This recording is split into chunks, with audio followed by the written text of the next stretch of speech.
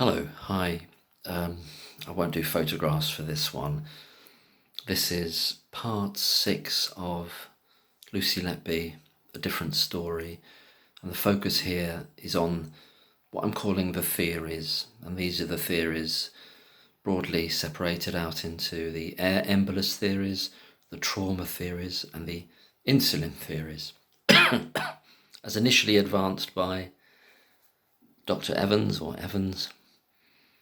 through his reports, which then gets worked up into the charges, which then the prosecutor goes through and in the trial, and that's what leads to the convictions. But it all starts with Evans, doesn't it, really? In collusion with Cheshire Police and in collusion with the consultants, I think principally Breary and Jayaram, I believe. So these are the theories regarding what Evans decided were the unexplained and unexpected deaths and crashes, as opposed to the ones that he so easily found to explain and to see as expected. The 17 cases from the 32 he was given, he found easy to explain and to show that they were expected, but we don't see any of those workings out. And as far as I know, none of that was made explicit in the court as to how he dealt with those other 17 cases. I think that's a massive lacuna, a massive gap in our knowledge, really, that should have been analysed in court and should have been analysed by the the neonatologist defence expert, Michael Hall, who was never called.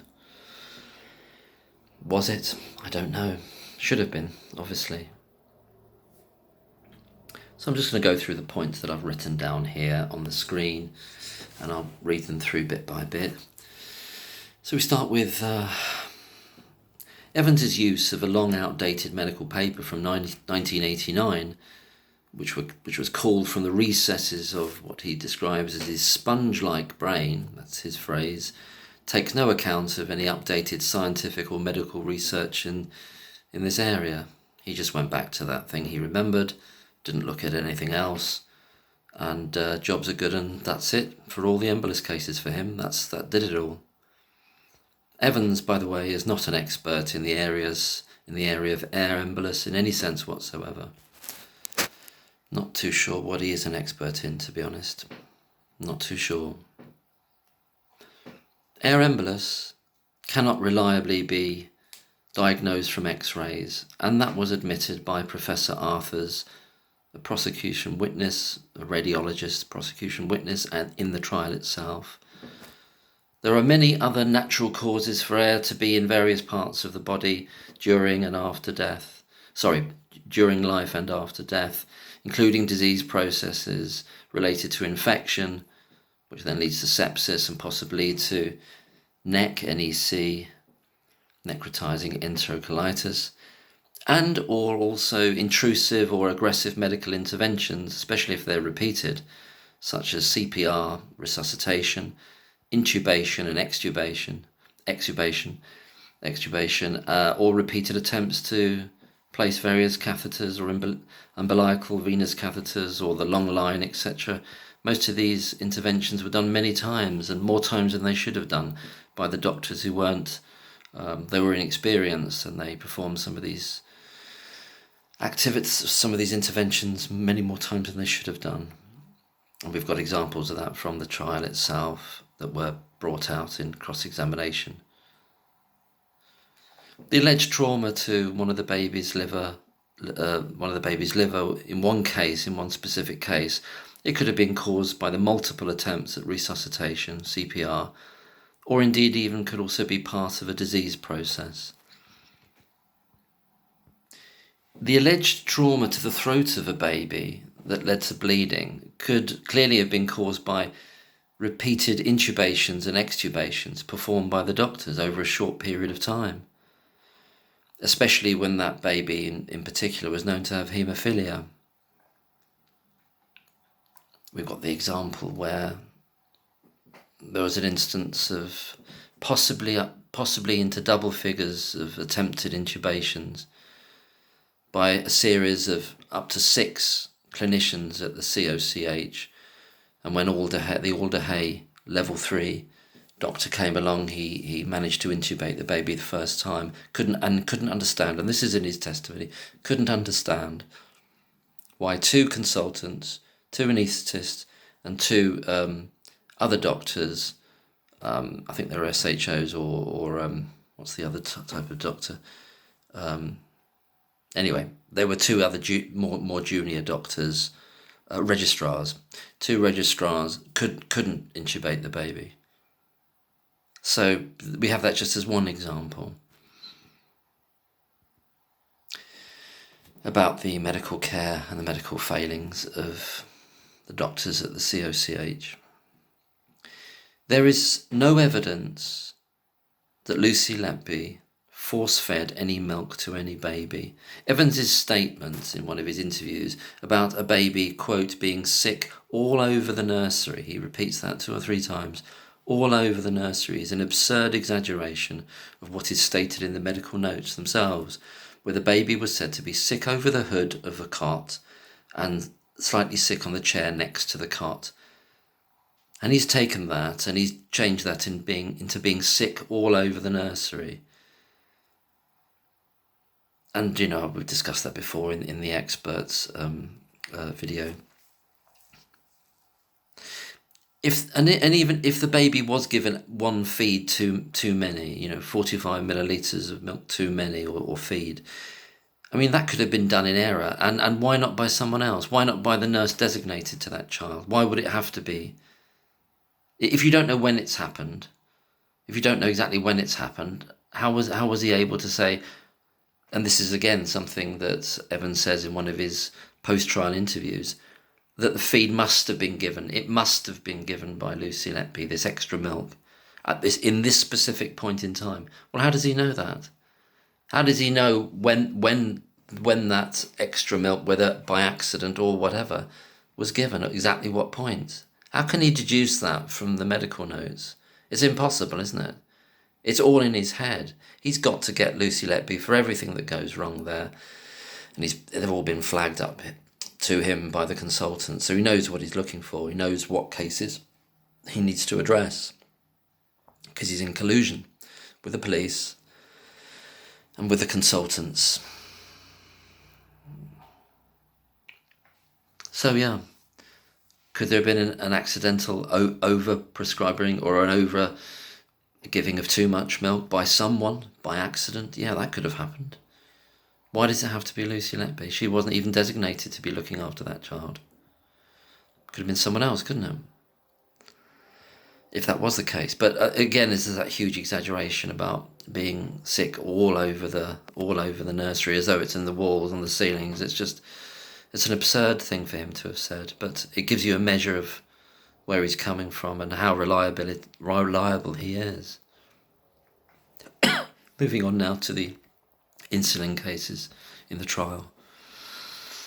Regarding the insulin cases, one of the levels was so high on the blood test that it would have likely have killed an adult, and yet the baby concerned did not even crash. And we know that that's the case because this baby F, was not among the 32 cases that were initially sent to Evans in July 2017 for him to look at as being the list of the crashes and deaths that the hospital was concerned about.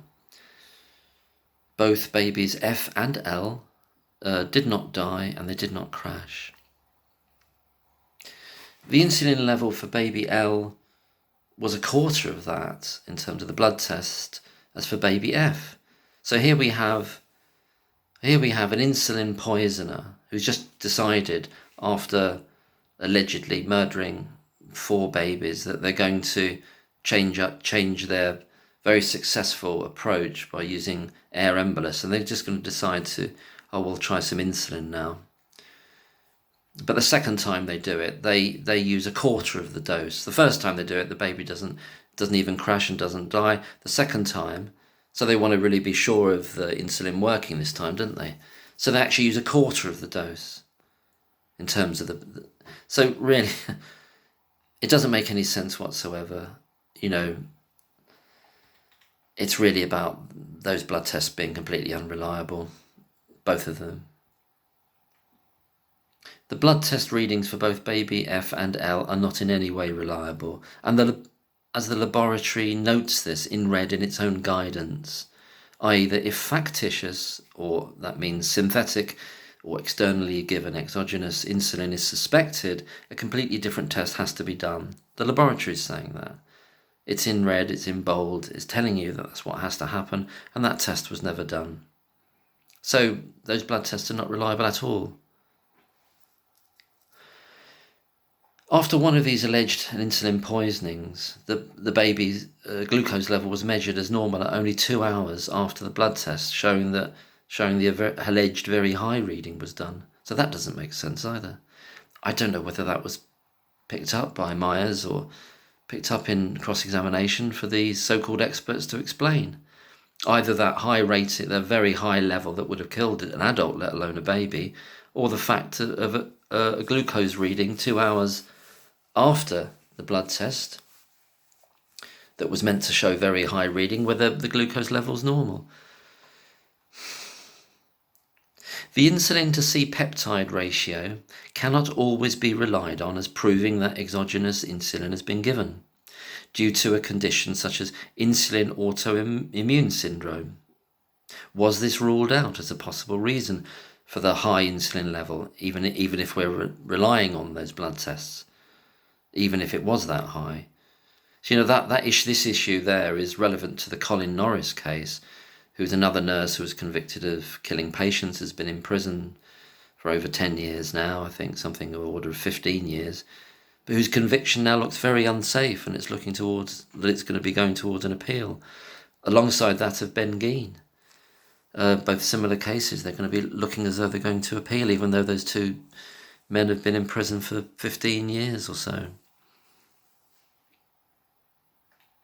So you've got the insulin autoimmune syndrome. Was that ruled out? We don't know. In respect of baby F, it is possible that this baby was mistakenly given a certain amount of insulin meant for their sibling, baby E, who had sadly died very shortly before. They both got the same name and they were identical twins. Baby E's insulin was likely in the fridge in the unit and could easily have been mistakenly given to baby F by any nurse who was responsible for that baby at that time. Mistakenly given. In any event, contrary to much of the media reporting on this case, baby F had actually been prescribed insulin due to being hyperglycemic. And that was in one of Dr. Scott McLachlan's Substacks. He makes that very clear that is the case. I'll do all the links below and say where some of the sources are about what I'm speaking about here, where what the sources are for it. I made a mess of that sentence. What the sources are for some of the assertions I'm making. I'll do that at the end. See, the insulin cases, the two of them, they've been referred to as the smoking gun cases by Evans. And they were the first that the jury gave their verdicts for, and the only verdicts that were unanimous. The first verdicts that came through. The two attempted verdicts of guilty. Attempted murder verdicts were given as guilty by the jury unanimously. Whereas all the other ones where there were guilty findings, it was 10-1 basically.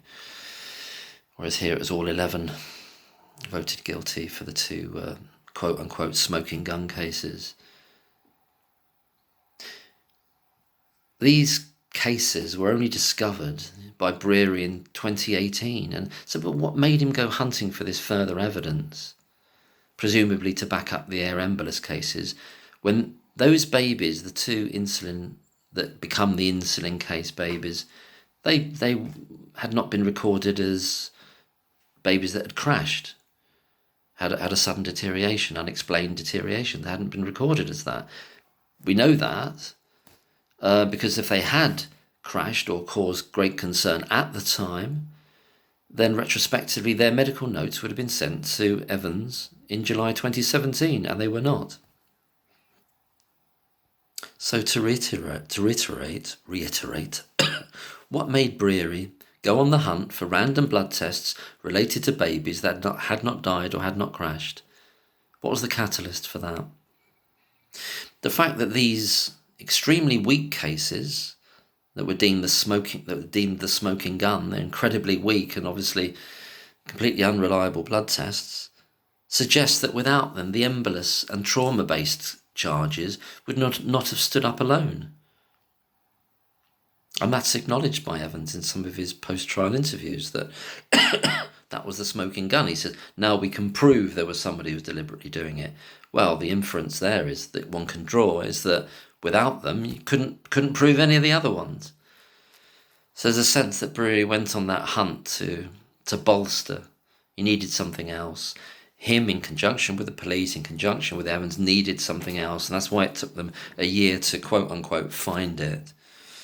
Doesn't matter how weak it ended up being anyway, it still seemed to get through and create these convictions. I mean, what did I write here? Yeah, so the fact that these extremely weak cases, the two insulin ones, are deemed the smoking gun suggests that without them, the embolus and trauma-based charges would not have stood up alone. And yet these insulin cases are incredibly weak and unreliable in and of themselves. There is zero evidence or proof that Lucy Letby added insulin to the TPN bag of either baby F or baby L. Absolutely zero evidence. Some further points that I've noted here. The original samples of blood for baby F and baby L have long since been disposed, and these cannot undergo proper and rigorous testing. There is a test, and there was a test available to actually identify the brand of synthetic insulin given, if any was given, and yet that test was not done at the time, or subsequently when that blood sample was still available. I don't know how long they kept it for, or why, and when they destroyed it, or has it got a certain shelf life? I don't know.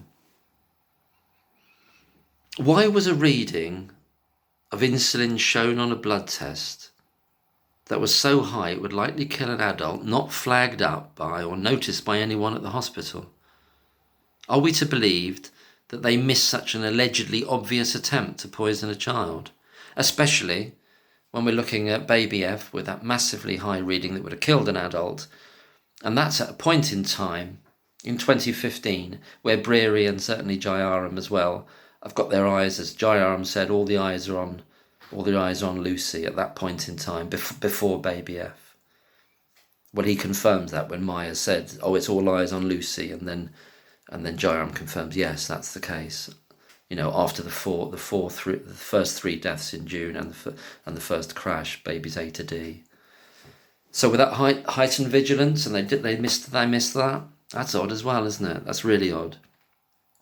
I'm just going to read a little excerpt here from a BBC News report entitled, I'll link it below as well, Lucy Letby would have needed Nostradamus' ability to kill, jury told. So that's coming from Myers, her defence attorney or counsel. I'll just read it, the section I took out of it. Mr. Myers said the defence cannot dispute the blood test results as the samples have long since been disposed of, but there was nothing in fact to say Miss Letby injected the boy with insulin. The evidence, this is a quote from Myers, the evidence has demonstrated that there have been bag changes when Miss Letby was not present, he said, before reminding the jury that child F's bag, which was meant to run for 48 hours, was changed due to cannula issues after Miss Letby had finished her shift. He said the evidence showed that a stock maintenance bag was subsequently hung by two other nurses, which the prosecution has claimed was also contaminated with insulin. Miss Letby would need a, quote, Nostradamus-like ability to foresee child F's first bag would need changing. How would she know there would be cannula issues to make it to ensure that it would be changed? that it would need changing, and then would need to know which random stock bag would be chosen out of a good number of them from her colleagues, which one that would be chosen. He's right. It's just it doesn't add up. It doesn't add up at all. Even from this perspective, even if you're not going down the line of the readings being completely unreliable. To go on reading from this report from the BBC, Myers says to the court, "Think how realistic that is." Well, it's not. It's not realistic, he said. He goes on to say, Myers, "These are the most contrived and artificial explanations designed to make up for the fact that the evidence does not work." Well, he's absolutely right about that. Mr. Myers said what followed from the prosecution's suggestion that Miss Letby had contaminated a random bag was that she had contaminated more than one to ensure it would be used to harm child F. So it's goalpost moving again. If it gets challenged, they just say, "Oh, well, she did more of them." But, and Myers goes on in the court to say, he said that suggestion beggars belief, as, quote from Myers, "None of those spare bags ended up causing blood sugar crashes on the unit. There is no evidence that any other baby was affected at this time, and you can be sure you would be told if there was," he said. Yeah, he's making perfect sense there. It's just, it should never have got to court, never have got to a charge. It's just obscene. It's obscene, isn't it? Mr. Myers said the allegations against the nurse were like a series of Russian dolls of improbability. What a nice phrase. And he's right, obviously. But I'd like to make a point about what some of the things he's saying there in that section. And I don't have the full transcript, so I don't know if there are other parts that might address my concerns here. So the first point I'd like to make in relation to Myers is that he should have challenged the blood test results in terms of the level, which would obviously have put child F into a coma, and the child would have likely have died with that amount of insulin in their blood. But they didn't. The child didn't die, and they did not even crash. So Myers clearly should have challenged the level noted on the test and deem it utterly unreliable. Did he do that at any other point in the trial? Well, we've not heard him do that. I would imagine that would have come out by now. What was the reasoning given by the expert witnesses why the child didn't go into a coma or die at that level when it would have killed an adult, that level of insulin? Myers did attempt to say that, as in line with the laboratory advice, a completely different test should have been done if factitious or exogenous insulin was suspected, that's synthetic insulin. And Dr. Milan, as I said in the last video, the prosecution's expert witness, biochemist expert witness, said that further test was only advisory. That's clearly absurd reasoning from Milan and a blatant moving of the goalposts when the prosecution's evidence is shown as utterly unreliable.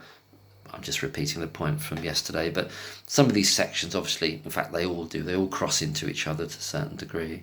I just didn't want to do one massive 6-hour video because they all cross over naturally. But the second and the thing that's bothered me the most for a long time now, crucially, which is what I call the kiss of death delivered by Myers towards his own client, was that he had the agreed fact with the prosecution that someone had tampered with the TPN bags, the feed bags, going down to babies F and L, just that it wasn't Lucy. That was the agreed fact that absolutely did for Lucy. And it was agreed fact between the defence and the prosecution. And that was disastrous for Lucy. And I just can't understand why a defence counsel would take that approach.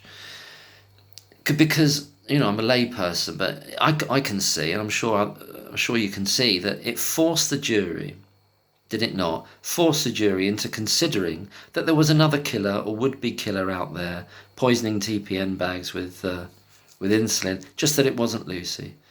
Someone that no one else had mentioned or interviewed or suspected, no name of this person, don't know who they are, and they're obviously still at large. While at the same time, the only person that the jury can actually physically see in the dock's Lucy. The only person ever mentioned is Lucy. who was also at the same time accused of so many other murders and attempted murders by means of air embolus, force feeding, and or deliberate trauma. For Myers to go in to that trial accepting the agreed fact of deliberate insulin poisoning by some person unknown was as good as condemning Lucy to a finding of guilty himself. That's where I am with that. I can't get past that. It is this failure that gives me serious concerns as to the role Myers was playing in this trial. I know what he is, ostensibly a defence counsel, but it gives me concerns about his role. Can he really have been that incompetent when he had so many other clear options of attacking the notion of deliberate insulin poisoning per se? Why didn't he use any of them? Did they even discuss this as a possibility about where it would leave the jury? Pushing the jury to think, oh, there's this unknown would-be killer or killer out there that nobody's ever heard of. And we know how important the insulin cases was, and they're right, it became the smoking gun because those were the two verdicts that were given back first from the jury. I'll go on to say, I don't want to go on too much about this, but not having the transcripts, I can't be certain. But if Myers did not ask why, with the extremely high level of insulin shown on the blood test for baby F, that baby did not die, or at the very least go into an insulin-induced coma, then that's another gross failure. His failure in defending his client, Lucy Letby. That the baby did not die, nor was a crash even recorded for this baby, as we know that. This shows clearly that test result is utterly unreliable, not least because the appropriate test was not done on each child's blood. And why was one of the children's blood glucose levels measured as normal within 2 hours of the blood test that showed the extremely high insulin level? I know I'm repeating myself here, but it's just how I've done the notes. I think it bears repetition. Why was the child's blood glucose level measured as normal within 2 hours of the blood test that shows this extremely high level? Science on Trial, you need to go. I'll put the links below about where I've got this information from. I think that's principally Science on Trial, some of the articles that they've put out and the research. And the research is based on the medical notes. They're not just pulling it out of thin air. Again, this needed an appropriate defence medical witness or witnesses through which the jury could see the prosecution's feeble and unreliable evidence undermined. It needed to be done through expert medical witnesses called by the defence. But no medical witnesses were called, not a single one, not a single one by the defence, which is a complete dereliction of duty by Myers, or possibly something possibly worse. Either gross incompetence or something even worse. I don't know what it is. No one has come up with an explanation for Myers' approach or strategy in this area. If you can say, well, they couldn't get any experts, nobody wanted to act for them in the defence, and or they couldn't afford them on the budget, whereas the prosecution's got bottomless pockets, really, to get as many experts as they want. Well, that just shows the trial's unfair. Again, either way, the trial ends up being absolutely unfair for one reason or another. Right, okay, where are we?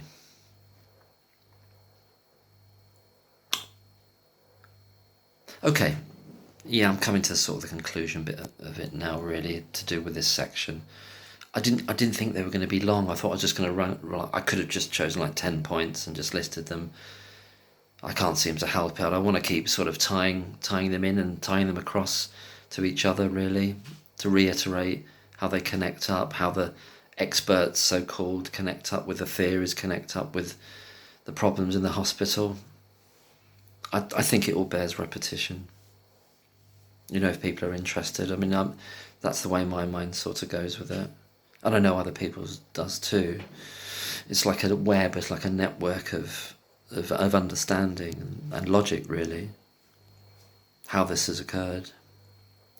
There So you've got the bogus theories of Evans, which are backed up by the other prosecution witnesses, like the good servants to their paymasters that they are, all working for the prosecution, all being paid to do so, to back up Evans's initial theories and reports. It all flows from there. As Myers said, all the other experts are, quote, medically led by the reports and evidence of Evans and his theories. They fall into line.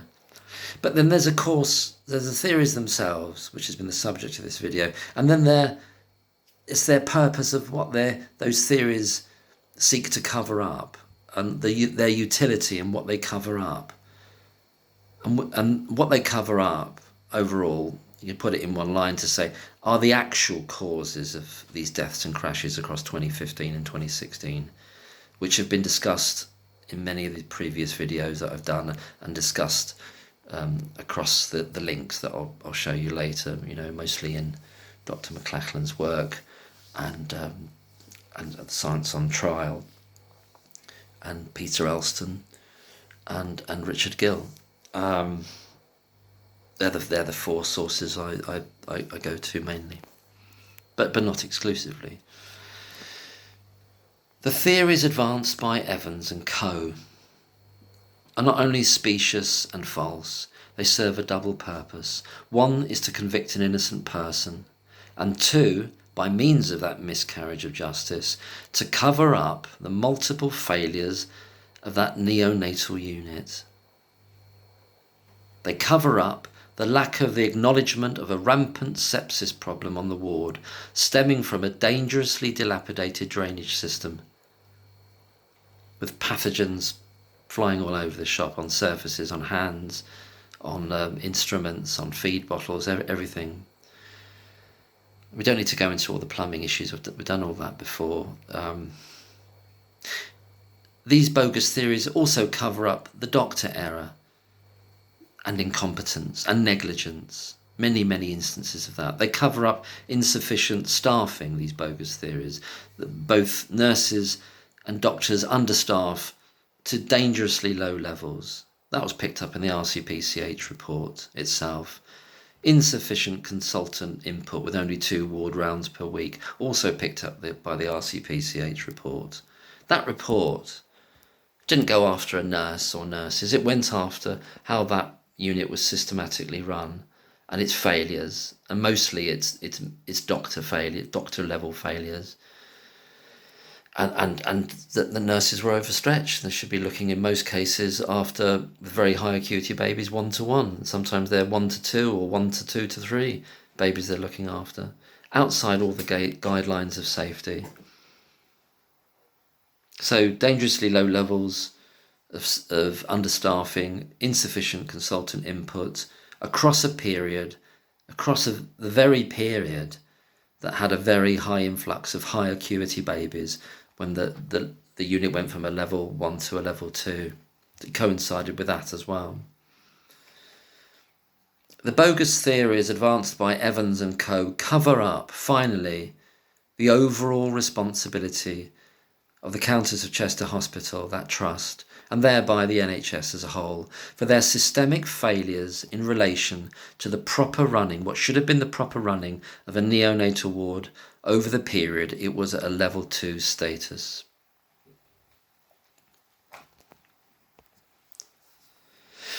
And to conclude this video, just a little note in terms of the sources I'm using, and again to keep pointing to people to the detailed great work that's being done out there that you just need to read, really. The point of me doing these videos has always been to direct people to the work that, like, Dr. McLachlan, Richard Gill, Peter Elston and Science on Trial are doing. So for the vital detail on what these bogus theories of Evans and co. covered up, i.e. the actual causes of death or sudden decline in babies during 2015 and 2016, the most essential resource for me, I think, has been for me personally, as a complete layperson and amateur, has been the work of Dr. Scott McLachlan. And I'll link his Substack below again, who's working through every case in turn, every case, with such a wealth of medical detail drawn from the medical notes themselves, as well as references to how sepsis and thereby NEC can develop from pathogens spread by hospital wastewater, which, as we know, was over a protracted period compromising the safety of the neonatal ward to an extreme level. I'll put a link to Dr. Scott's Substack below, as I have many times in other videos. We can only hope, and I do hope, that Dr. Scott McLachlan himself, or at the very least the work that he's done, will find his or its way into Lucy Letby's appeal and any possible retrial. In addition, and also just as important as well, and in different ways could people come at this from different angles, there's much excellent work, of course, on the Science on Trial website, Peter Elston's Chimp Investor site, and Richard Gill's work on his website, and some of the recent videos he's done as well. And I'll link all those, I'll put all those links below. So those three there and Dr. McLachlan's work, excuse me, a coughing fit. Those three links and Dr. McLachlan's work individually and in combination and how they interact, I believe they undermine and challenge every aspect of the prosecution case, every aspect of it. We haven't even gone into the sort of statistics element of it yet, and that's Richard Gill's speciality in particular, and Norman Fenton as well, who's there, who did that fantastic video with Dr. Scott McLachlan, which is the subject of one of Dr. Scott McLachlan's Substacks, but it's also on YouTube. It's a 40-minute interview, which seems quite a long time ago now, but it's a number of, 6 weeks ago, something like that.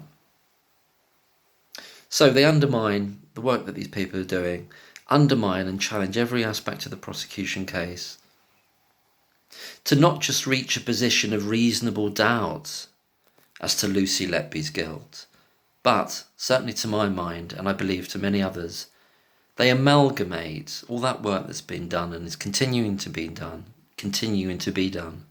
amalgamates to form a comprehensive and absolute doubt in every charge, about every charge, every indictment, every tenuous theory advanced by the prosecution and their dubious experts, doubt in every conviction, absolute doubt, and every false accusation that has been laid at the door of Lucy Letby. That's what they comprise in the end. Not just reasonable doubt, but complete and utter demolition of the prosecution's case. So that if you heard that, what's been done there as a jury member, you go, well, it's not a case of reaching for some small, do I have to think there's some tiny reasonable doubt? No, it's just constant doubt about everything that the prosecution and their so-called experts are saying and that the police are saying. Absolute doubt throughout all of it. When I say doubt, I mean disbelief. For me, anyway, utter disbelief about their assertions. And the final line I wrote on my notes here is very simple. Lucy Letby is innocent. Thank you very much. All the best. Bye.